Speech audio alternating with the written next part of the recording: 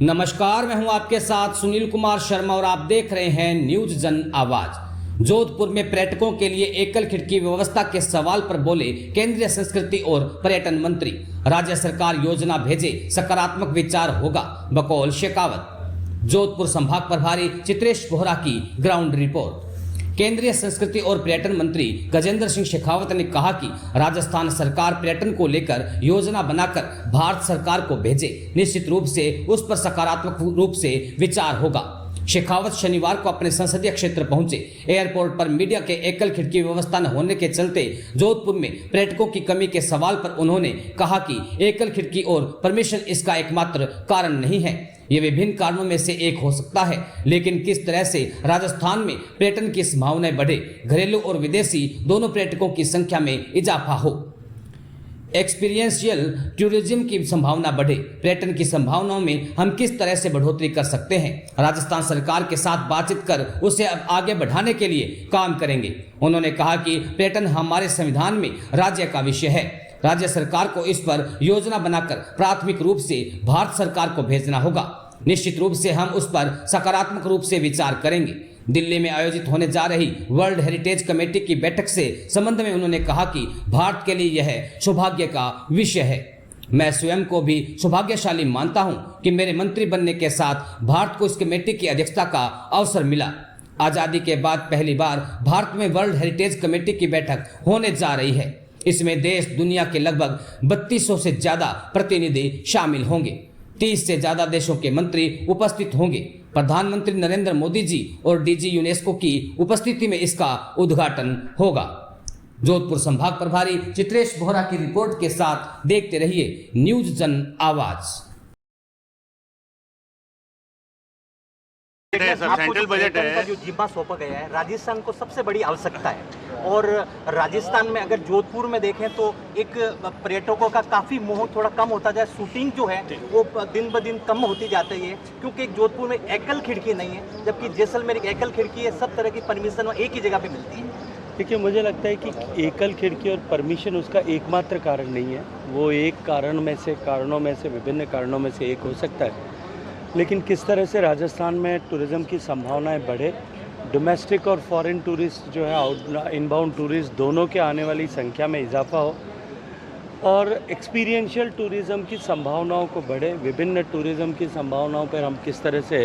इजाफा कर सकते हैं, राज्य की सरकार के साथ बातचीत करके उसे अब आगे बढ़ाने के लिए, सिरे चढ़ाने के लिए काम करेंगे। क्योंकि टूरिज़्म हमारे संविधान की धारणा के अनुरूप राज्य का विषय है, राज्य सरकार को प्राथमिक रूप से इस पर जो है अपनी तरफ से योजना बना करके भारत सरकार को भेजना होगा और निश्चित ही उस पर विचार सकारात्मक रूप से विचार। सेंट्रल बजट को लेकर सेंट्रल बजट कल सबसे बड़ा आयोजन हो रहा जा रहा है वर्ल्ड हेरिटेज का, आप उसकी अध्यक्षता कर रहे हैं, भारत इसका अध्यक्षता कर रहे हैं। देखिए, भारत के लिए सौभाग्य का विषय है कि ग्लोबल वर्ल्ड हेरिटेज कमेटी जो यूनेस्को के कन्वेंशन के बाद जिसके 195 देश सिग्नेटरी हैं और हर देश को वर्ल्ड हेरिटेज कमेटी में जो स्टीयरिंग कमेटी है कन्वेंशन की, 21 देशों को हर 4 साल के लिए 10 साल में से 4 साल के लिए उसमें सदस्य होने का अवसर मिलता है। भारत को इससे पहले भी 4 बार सदस्यता का अवसर मिला, लेकिन ये सौभाग्य मैं मानता हूँ मेरा कि मेरे मंत्री बनने के साथ ही भारत को अध्यक्षता का अवसर भी मिला और अध्यक्षता के अवसर के साथ में आज़ादी के बाद पहली बार भारत में वर्ल्ड हेरिटेज कमेटी की बैठक होना सुनिश्चित हुआ।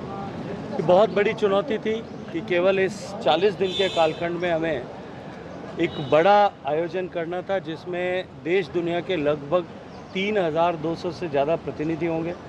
दुनिया के 165 से ज़्यादा देशों के प्रतिनिधि वहाँ पे उपस्थित होंगे, 30 से ज़्यादा देशों के मंत्री उसमें उपस्थित होंगे, जो टेक्निकल लोग उसमें उपस्थित होंगे और इसके साथ साथ में जो है माननीय प्रधानमंत्री जी और डीजी यूनेस्को दोनों की उपस्थिति में उसका उद्घाटन होगा।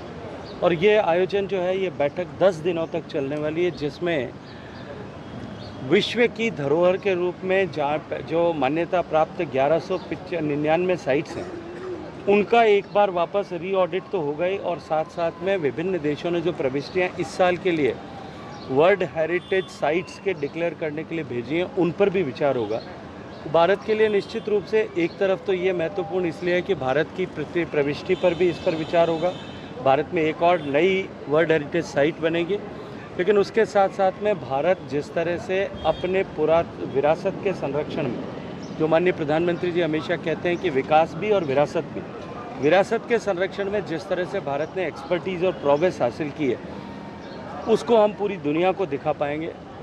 भारत में जो वर्ल्ड हेरिटेज साइट्स हैं, भारत में जो ASI की साइट्स हैं 4000 से ज़्यादा, उनका संरक्षण हम किस तरह से कर रहे हैं। पूरे विश्व में अनेक देशों में, स्पेशली ग्लोबल साउथ कंट्रीज़ में हम जिस तरह से अपने तकनीकी कौशल और अपनी ताकत के आधार पर उनके पुरा संपदा को संरक्षित करने का काम कर रहे हैं, इस सब के ऊपर जो है हम पूरी दुनिया के सामने शोकेस कर पाएंगे।